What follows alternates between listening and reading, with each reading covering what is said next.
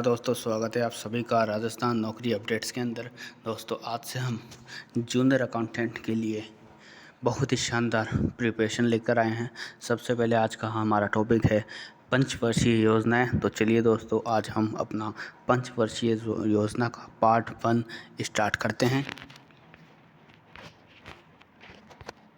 देखिए दोस्तों, पंचवर्षीय योजना साधन या क्षमता को ध्यान में रखकर लक्ष्यों का निर्धारण करना तथा साधनों का कुशलतम प्रयोग करते हुए लक्ष्य को प्राप्त करने का प्रयास ही नियोजन कहलाता है। दोस्तों, नियोजन के बारे में ये जो लाइन दे रखी है ये आपको अच्छे से याद कर लेनी है, क्योंकि विगत कई बार ये कॉमर्स के जो फर्स्ट ग्रेड सेकंड ग्रेड के जो एग्ज़ाम होते हैं उनमें पूछा जा चुका है। नियोजन का उद्देश्य संतुलित विकास होता है। जो नियोजन होता है उसका उद्देश्य संतुलित विकास होता है। विश्व में सबसे पहले आर्थिक नियोजन सोवियत संघ में अपनाया गया था। सोवियत संघ, जिसे आज के टाइम में रूस बोला जाता है, इन्होंने ही आर्थिक नियोजन को सबसे पहले अपनाया था।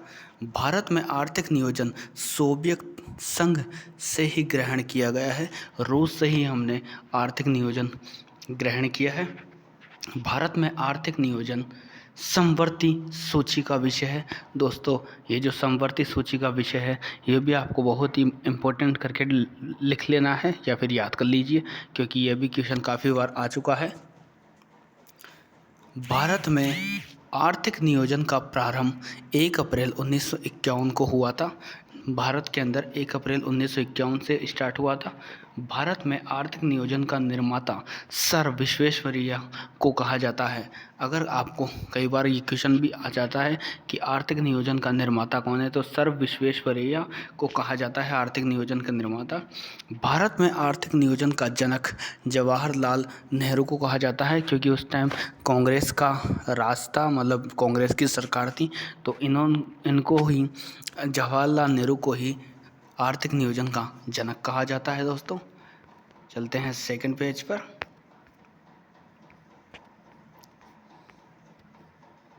इकतीस मार्च 2017 तक भारत में 12 पंचवर्षीय योजनाएं पूरी हो चुकी है। दोस्तों, 2017 तक 12 पंचवर्षीय योजनाएं पूरी हो चुकी है, लेकिन 2017 के बाद पंचवर्षीय योजनाओं को ख़त्म कर दिया गया है। उसके बाद प्रधानमंत्री नरेंद्र मोदी ने विजन स्टार्ट किया है। विजन हमेशा 15 साल के लिए स्टार्ट किया जा चुका है। दोस्तों, इसके बारे में और आगे डिटेल में पढ़ते हैं। 12वीं पंचवर्षीय योजना थी, उसका कालखंड 1 अप्रैल 2012 से लेकर 31 मार्च 2017 तक रहा है।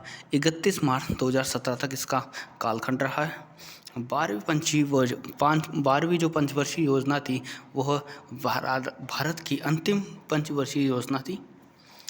इसके बाद ये देखिए दोस्तों, मैंने बताया था, इसके बाद 15 वर्षीय जो विजन आ गया है उसके अंदर 7 साल की रणनीति बनाई गई है और 3 वर्ष के लिए एजेंडा बनाया गया है। अगर कभी क्वेश्चन में आए कि विजन कितने साल का है, तो 15 साल का है। उसी के अंदर आपको 7 साल के लिए तो रणनीति बनाने के लिए कहा गया है और 3 वर्ष के लिए एजेंडा बनाने का कहा गया है। देखिए दोस्तों, विजन 15 साल के लिए जो 1 अप्रैल 2017 से लेकर 31 मार्च 2032 तक है। प्रथम रणनीति जो 7 साल के लिए है, 1 अप्रैल 2017 से 31 मार्च 2024 तक। और प्रथम कार्य एजेंडा 3 वर्ष के लिए जो होगा 1 अप्रैल 2017 से लेकर 31 मार्च 2020 तक, जो कि पूरा हो चुका है। तो अब हमारा दूसरा कार्य एजेंडा चल रहा है, जिसका वर्ष 1 अप्रैल 2020 से लेकर 31 मार्च 2023 तक यह चलेगा। उसके बाद तीसरा हमारा कार्य एजेंडा चलेगा। दोस्तों, ये कुछ महत्वपूर्ण पॉइंट हैं।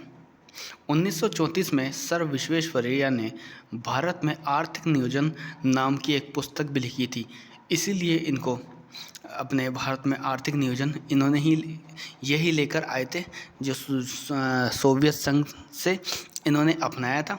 हमेशा विश्वेश्वरैया को जरूर याद रखिए, इनकी ये किताब भी कई बार पूछ ली जाती है। 1938 में जवाहरलाल नेहरू की अध्यक्षता में राष्ट्रीय नियोजन समिति का गठन किया गया था। 1938 के अंदर जो हमारे पूर्व प्रधानमंत्री थे उनके ही अध्यक्षता में यह समिति का गठन किया गया था।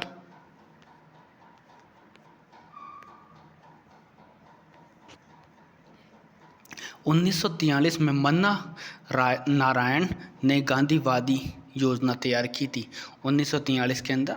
1944 में 8 उद्योगपतियों ने बॉम्बे प्लान तैयार किया था, जिसे टाटा बिरला प्लान भी कहा गया है। दोस्तों ये लाइन भी आप अच्छे से याद कर लीजिएगा। 1945 में एम.एन. रॉय ने जन योजना निर्मित की थी।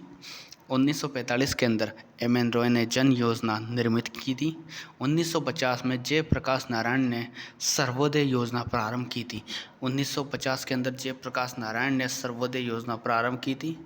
15 मार्च 1950 को योजना आयोग का गठन किया गया तथा 6 अगस्त 1952 को राष्ट्रीय विकास परिषद NDC नेशनल डेवलपमेंट काउंसिल का गठन किया गया है।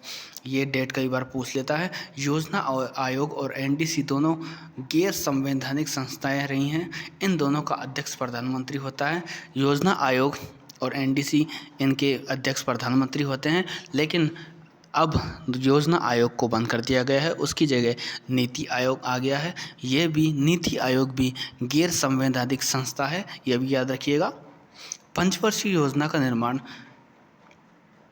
योजना आयोग करता था या करता है, जो भी है। पहले जो पंचवर्षीय योजना थी उनका निर्माण योजना आयोग ही करता है तथा इसको लागू करने का काम राष्ट्रीय विकास परिषद NDC नेशनल डेवलपमेंट काउंसिल द्वारा किया जाता था। योजना आयोग के प्रथम अध्यक्ष जवाहरलाल नेहरू तथा अंतिम अध्यक्ष मोदी रहे हैं, नरेंद्र मोदी।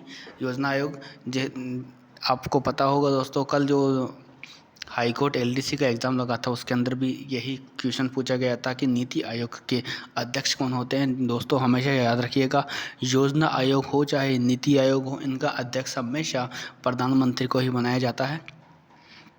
योजना आयोग के प्रथम उपाध्यक्ष थे गुलजारी लाल नंदा तथा अंतिम उपाध्यक्ष मोंटेक सिंह अहलूवालिया थे। दोस्तों ये कुछ आपको मैं और बता रहा हूँ। जो योजना आयोग था उसको तो हमने सरकार ने बंद कर दिया है, उसकी जगह नीति आयोग को लेकर आए हैं। नीति आयोग के बारे में भी ये कुछ पॉइंट्स है जो काफ़ी इम्पोर्टेंट हैं, इनको भी राइट कर लीजिएगा आप अपनी कॉपी के अंदर।